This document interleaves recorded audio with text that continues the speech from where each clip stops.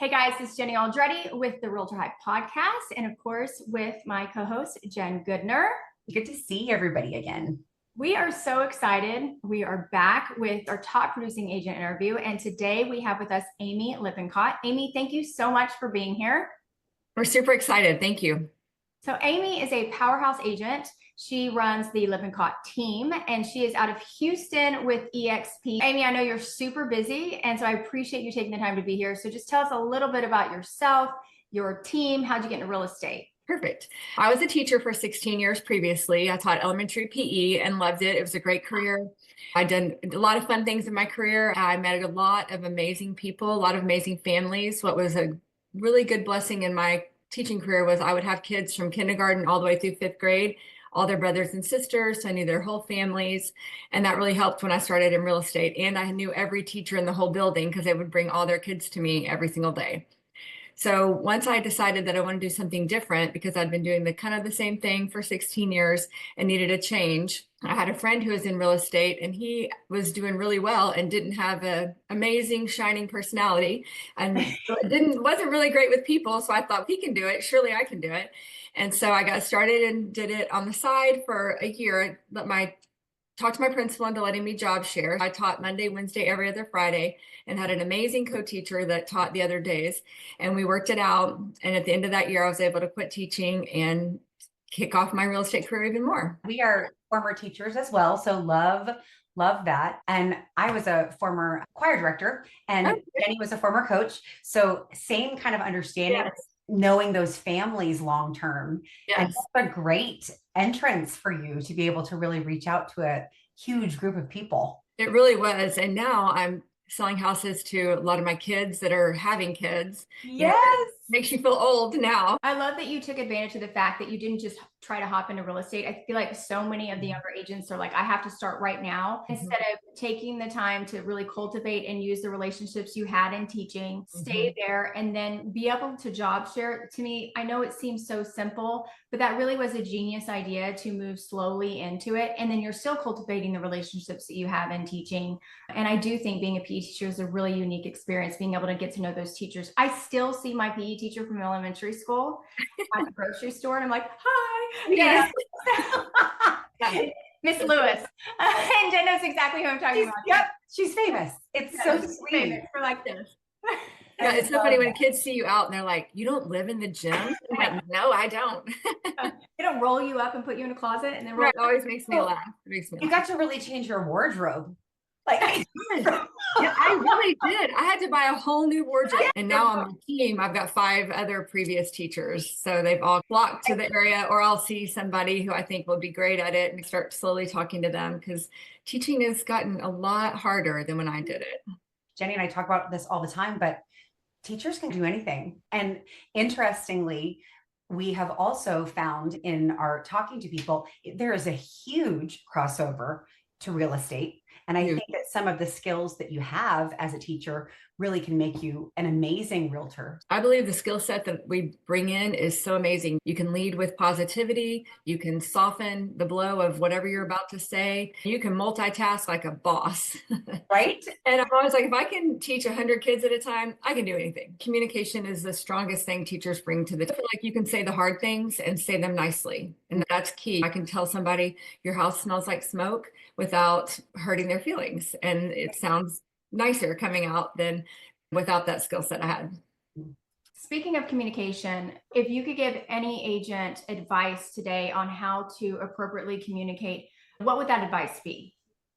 First of all, just communicate. That is the biggest thing today. Leave feedback for your showings, like actually communicate with the other agent and view it as teamwork. We're not against each other. We're working together. If we can all work together to get to the finish line, then we're going to be a much stronger team than us fighting the entire time over little silly things. So that's the first thing, is actually do it. And then secondly, if you have a hard email to write, I believe you write it and you leave it for an hour. You come back and reread it. And if it still doesn't sound right, you ask a coworker to read it and then you send it. And so that's been a big deal also, is that when you're mad and you fire off an email and then you go back and read it later and you're like, ooh, wish I hadn't said that. And so I think just the pause of your mouth and your tongue is so important before you actually send something out that could change the trajectory of the whole entire transaction. And then I think the other thing is, if you sense it is taking a step in the wrong direction, literally pick up the phone and use your voice, not just your words. Because so many times things are misconstrued over text and email, where if you just picked up the phone and they could hear your voice, it would change everything. A lot of agents have been struggling with the changes in the industry and then, of course, with the economy. And not that it hasn't been a grind for you, but you've really been super successful. So explain what you think are some things that you've been able to do to either maintain or continue to grow your business through this time. Our database is super important to us, and we spend a lot of time working on that and loving on our people and growing our database. We do a lot of community service in our neighborhood. So when I got out of teaching, the one thing I said that we would do was always give back to educators, and then that included our community.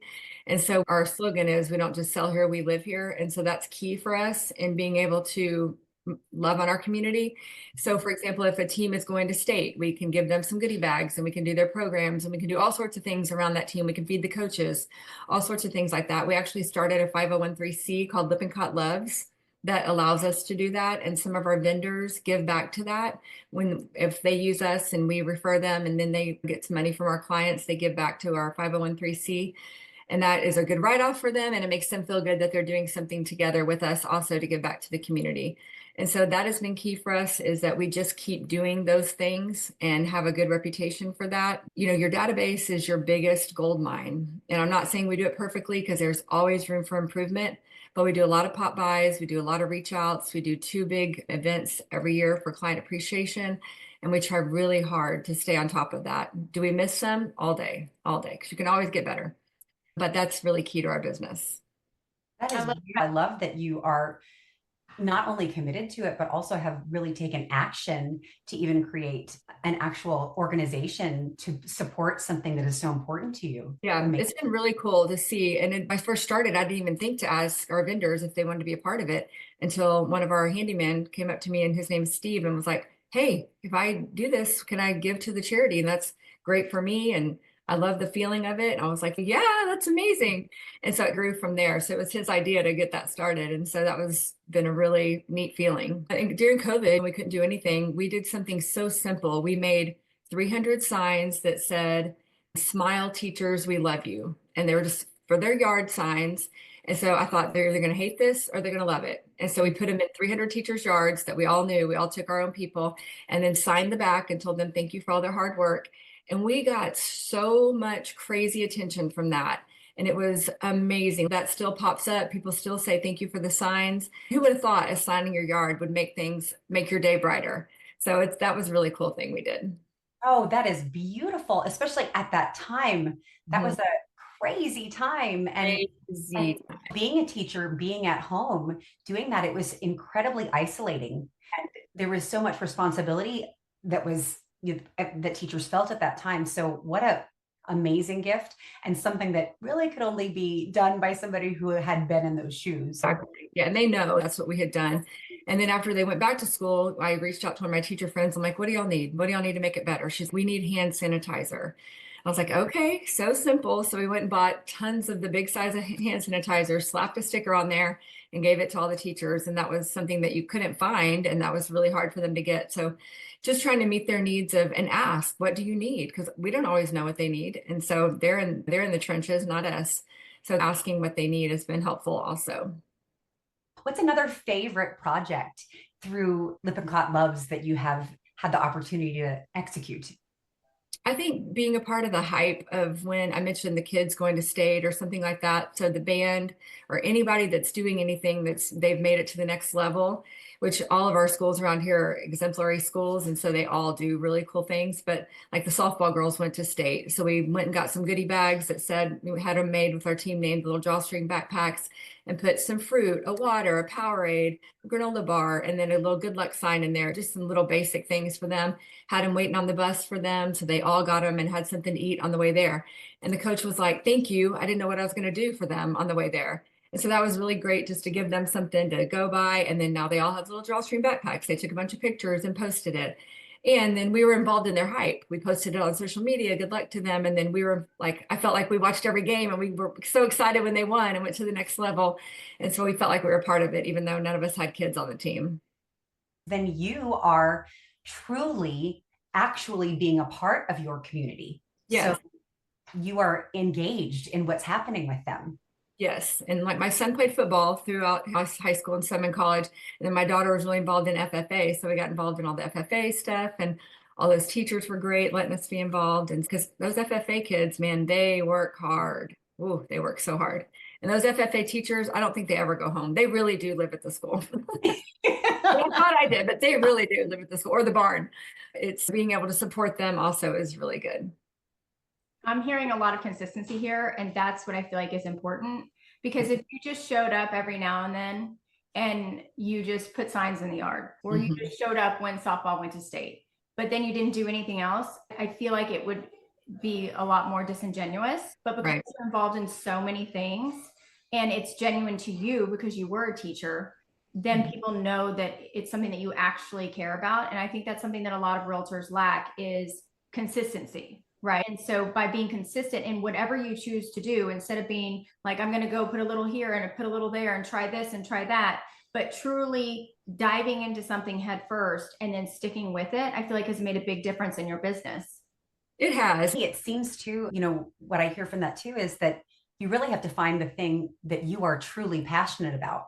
And your background in education created this passion for you for something that you wanted to give back to. But we're going to be more consistent when we really find something that is deeply meaningful to us. Yes, when I noticed that other realtors started trying to do the same thing, like trying to go into schools and things like that, and teachers need all the love they can get. So I was never telling them not to do that. But what I try to tell new realtors is, it's not going to work if it's not something that you truly love. So if you love dogs, do that. If you love the zoo, go support them. Whatever it is that you truly love, do that. Don't just pick what I'm doing, pick what you want to do.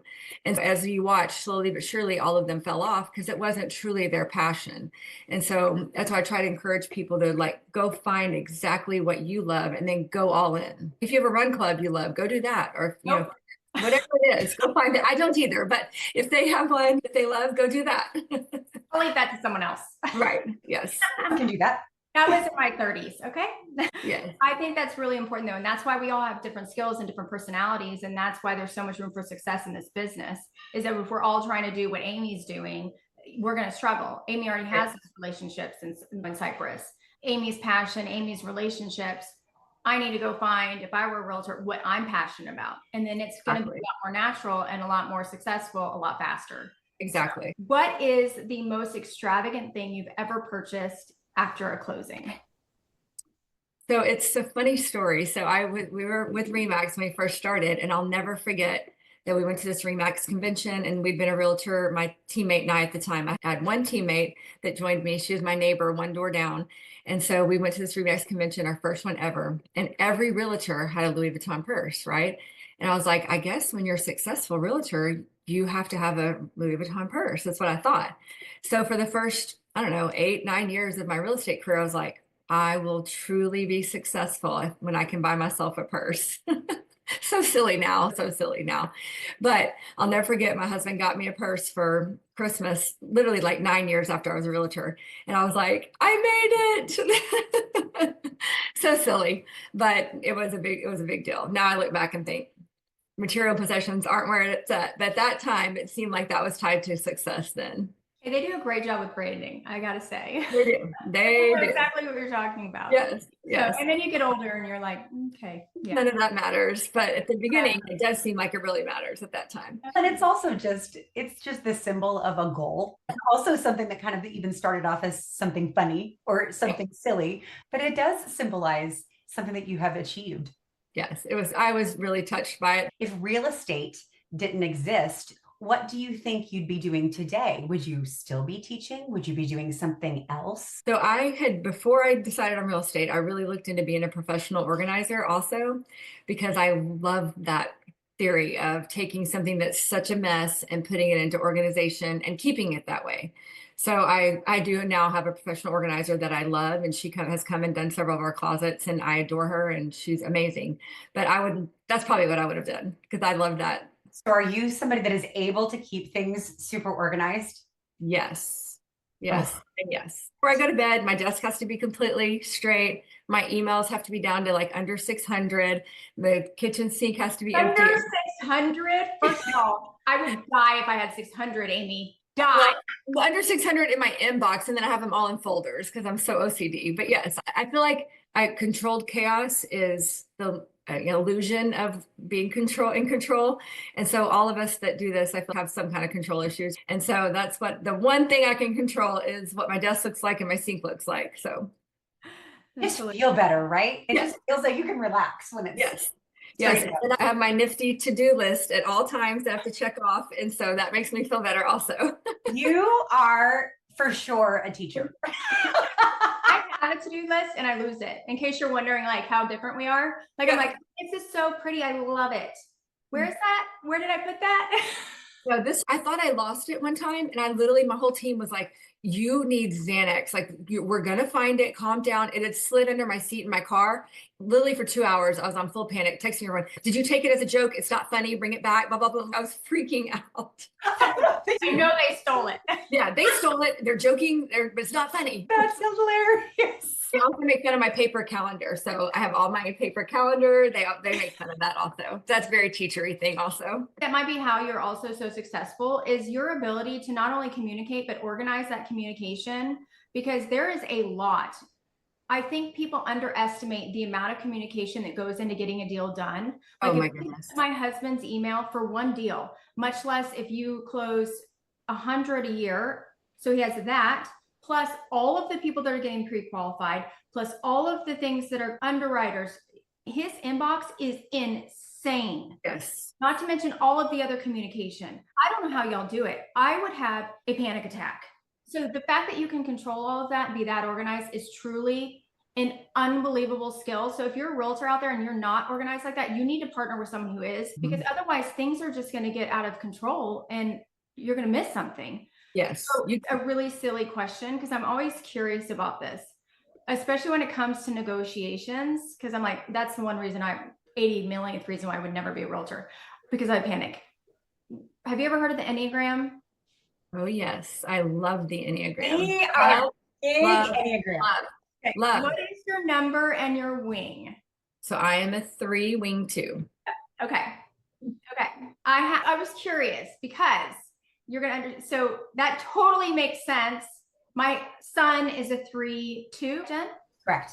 And so you make complete sense to me. So if y'all don't know, you want to explain what a 3-2 is, Amy? Because it's you. So I'll let you explain it. So I was introduced to the Enneagram through a ministry that we're involved in called Soulwell Ministries. So we learned it through Christian ways, which has been really great for us. And so my whole family has gone through.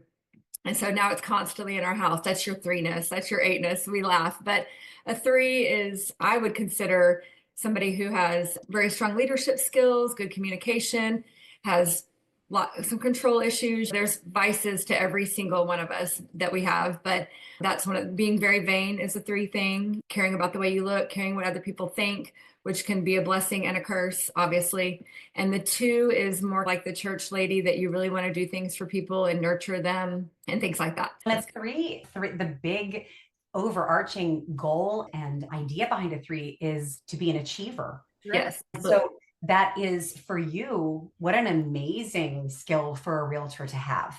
And that organization also plays into that as well, because the more you're organized, the more you can achieve, the more you can multitask, the more you can fit into your day. So that's a great skill. Also get dressed and look nice in the morning. That I admire. Right? Yes. And the hard thing about being a 3 is remembering that it's not all about achieving. It is about other things in life and not just how much you can do. So a lot of pressure on yourself. My son does that. So I'm a 9, wing 8. Okay. So 9s, I'm sure are the peacemakers. So negotiations would make me die. But an 8 is, do you have an 8 in your family? I think you said 8. I do. My son's an 8. Okay. My husband's an 8. So when they're healthy, they're amazing. He's an 8, wing 7. So he has no problem being a loan officer, because if something's going wrong, he said, let me tell you what's happening. Here's the deal. No issues. I'm like, I would rather die. But Jen is a 2 and wing 1, right? Wing 3, actually. Okay. And I go to a 3 in health. So you could see where we all merge and what we're driven, which is really fascinating. as teachers, I think. It Anyway, is. it's really Well, I interesting. think those are all good. I definitely think those are all good teacher skills for And sure. don't you think too, my favorite part of the Enneagram, and I actually think that this is very applicable to real estate, Yes. is that you really learn how other people receive your communication. So Yeah.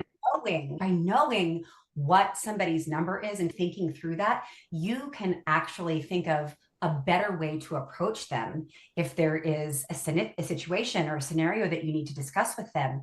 And I actually think Jenny and I have talked about this lots of times, but I think all realtors should know the Enneagram so that, okay, I'm talking to a 4. I'm going to explain this a little bit differently than if I'm talking to a 1. Like I am. Yes, we did a training at our office for our team. It was so good. Ooh, Love it. I have to get the name of that person. So do you ever look at your clients and think about that before you communicate? Or is it ever just very obvious to you when you see a client, you're like, okay, I know what I'm dealing with here, and it helps you through that communication? I think you can hear it on the phone somewhat if you ask enough questions. If you ask enough correct leading questions, you can get to that. But then when you go sit down and you see their house and then you see how the husband and wife communicate, or brother and sister, whoever's selling the house, if you watch them communicate, you just be quiet and watch them, you learn a lot very quickly. And a lot that can actually probably save you Yes. many hours of heartache in the way that you're going to handle your next interactions with them. Absolutely. Absolutely. So what I've learned is that hire a 3-wing 2 real estate agent. Yes. Spread the word. Spread the word. I'm just Spread the kidding. word. Yeah. Spread the word. No, now I want to know the stats on that. I'm a dork. So now I'm like, what are the stats on realtors and their Enneagrams? That would be very interesting, actually. That would be interesting. Like, Yes. successful 9 as a realtor? I don't know. I'm just kidding. If you're a 9 out there and you're successful, I apologize. There's my 9. I'm just kidding. When we first started talking about the Enneagram, was the first initial training that I was at, I wanted to be an 8 because everyone said that was a boss babe. So I was like, I'm an 8. That is what I am. And then I quickly learned I wasn't. So what you want to be is probably not what you are. This is a fun one. What is the craziest, most unexpected thing that's ever happened to you during a deal? It was actually prior to the deals when I was showing houses, and I had the most precious family with me, and we were out looking at houses. We've been looking all day long, and we went to a house, and something just felt a little off in the house. And so I just have a feeling about a house. And we went downstairs, and the closet that is under the stairs, the daughter tried to open the door. And so she pulled on the door and she was like, it won't open. I was like, oh, it's so weird. So I walked over to open it and I yank on it. And as I yank on it, someone is yanking back. So the door is going like this. And I'm like, what in the world? So the dad comes over and pulls it as hard as he can, opens the door. And when the door opens, you see a mound of coats. And there's somebody hiding underneath the coats that was pulling on the door. I was like, let's go. So we ran out the door so fast. They were literally hiding in there. I don't know how many of them there were because there were a lot of coats in there, but it was the creepiest thing I've ever seen. And we ran out. That is bizarre. So weird. I guess they were trying to listen, or I don't know what. So weird. This is before cameras were really a big thing, but I will never forget that as long as I live. So, and every time I go in, I open that door first. Oh, okay, we're good. Let's keep going. Yeah. Why are our realtor like this with closets? Yes, we're looking at every closet right in the entryway. But it was so weird. And then I've gone into a house where a man was sleeping in the bed. I've gone into a house where I was actually showing my preacher and his wife houses, and we go into the bedroom, and I knew the seller was going to be there, but I thought they'll hide there. We were not leaving. Okay, so that's weird. And we go into the bedroom, and up on his big screen TV, he's watching porn. And we were like, all right, let's go. In front of God and everybody just watching it, and I had my preacher with us. I was like, we gotta go right now. Barrier, come on. You're like, you knew we were here. And they know we're opening the door. You hear us. What do you think? Oh, so weird. Very strange. Weird. So weird. So yeah, some very strange things have happened in real estate because you're dealing with people. So you really can never predict, right? You can never predict what's going to happen. You can never predict.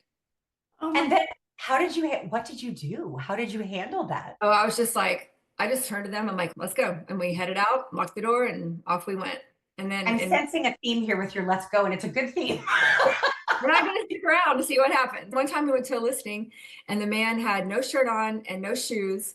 And we got there and we're coming. And I brought a teammate with me. He was like, hang on, I'm going to go upstairs and get a shirt on. And we were like, okay. So we wait and we wait. No lights are on in the house except the kitchen. We wait and we wait. I'm like, let's go. Like, we should leave.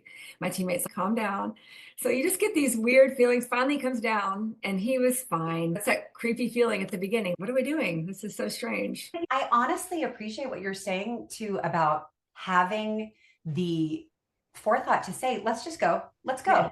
Because Nothing like sometimes, that. because sometimes I think that when we're uncomfortable, you're in a situation, you're thinking, should I stay here so that I can do this? But I love that you are able to just, no, we're going to go. Yes, we're going to go. Nothing is worth whatever might or might not happen. And I'm always packing my pistol just in case, but it's not worth having to deal with that. So Packing her pistol. Amy, you have already given us so much insight about who you are and what you do. And so I am certain that your clients appreciate and adore you. What is one of the best compliments that one of them have given to you for all that you've done for them?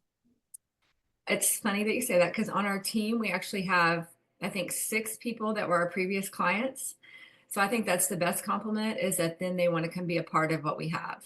And that has been just the most heartfelt thing for me is that they see how things went, they love the process, and they want to be a part of it. And that speaks volumes to me.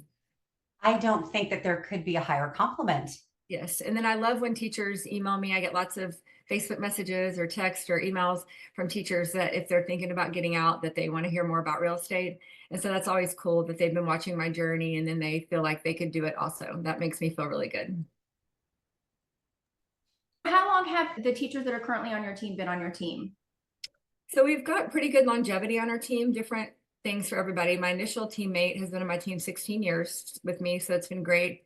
And then I've had 10 years, 11 years, 5 years, 3 years. So we've got pretty good longevity. I really like people to stay. Loyalty speaks volumes to me. And so I try to make it where there's room for growth, and the desire to stay and be a part of our team culture is key. I think that says a lot too, because not only the fact that they want to stay, but within this industry that they're able to stay. Absolutely. That is something that is very unusual. What an achievement for you. That's something that really is such a source of pride, because you just do not hear that very often. Yes, and truly not for me as an achievement, but for everybody on our team, that together we make the culture and that everybody wants to stay because of the team, not me in particular. And I couldn't do anything without all of them. I would be dead in the water without my team. They're all amazing people that have done really, really a great job of coming into their own and growing into who they are to be a great agent. Spoken like an amazing leader, Amy. That is, of course, they want to stay with leadership like that. Thank you. I love each of them dearly. So it's been good.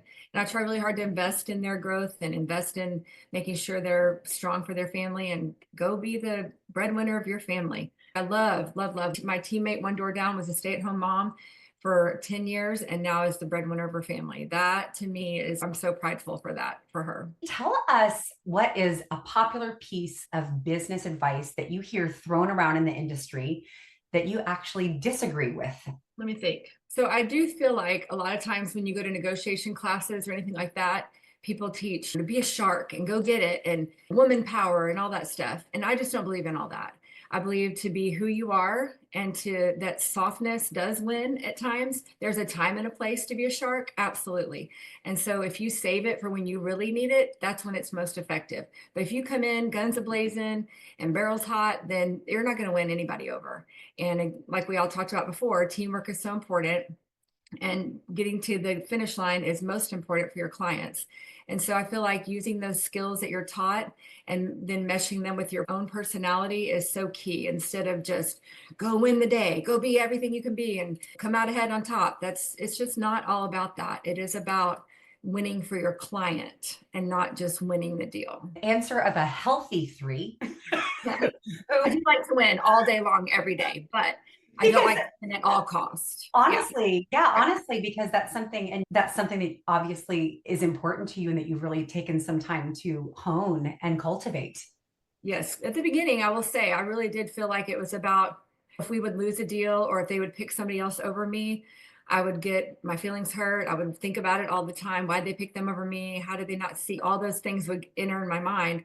The more and more you come into who you were meant to be and you can stand as your own personality, then I think you realize I'm not meant for everybody and everyone's not meant for me. And if I don't get that person, somebody saw something that they were protecting me from, and I'm going to keep going.